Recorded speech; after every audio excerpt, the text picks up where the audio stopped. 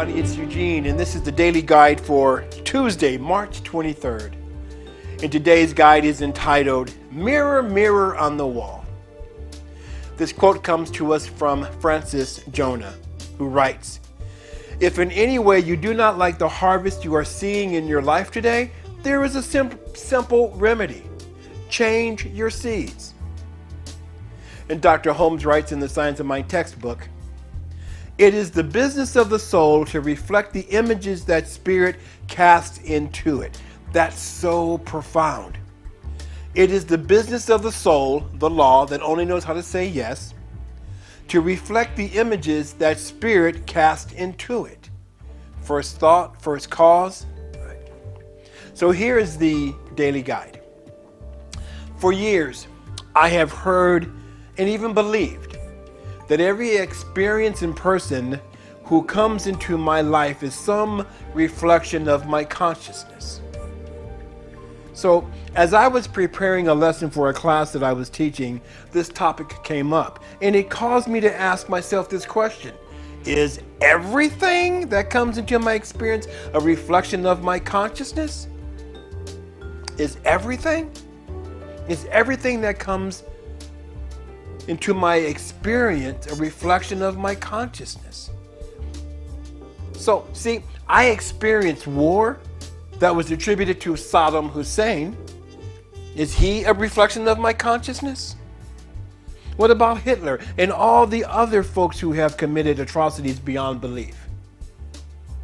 What about my witnessing a terrible auto accident? What about my friends and family members who go through deep, life-altering experiences? Do they reflect my consciousness? So, this is what I came to.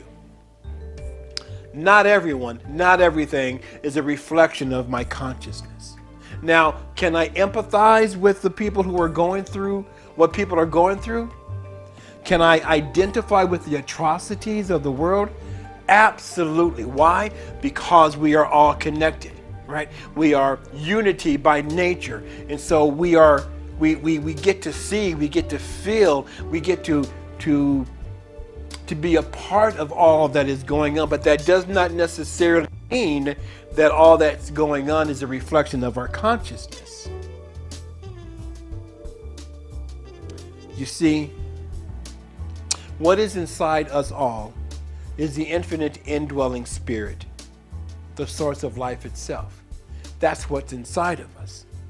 And so I made up my mind to allow that presence to be reflected in all that I do. I made up my mind, I used that great gift of choice to choose to have that which is within me, the great divine within me, to be reflected in all that I do. Can you imagine what the world would be like if people started to reflect the unity of love living as all? So this is what I'm going to ask us all to do.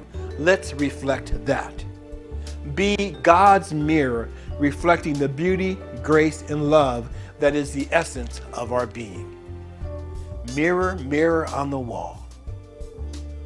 There's a song by Kirk Franklin called Imagine Me. And the first line is, "Imagine me loving what I see when the mirror looks at me. Can you imagine me? Imagine me loving what I see when the mirror looks at me." Imagine that. So here is your affirmation for the day. I am the light of the beloved. I reflect peace, harmony, and joy. I am the light of the world. I'll see you soon. Peace and abundant blessings.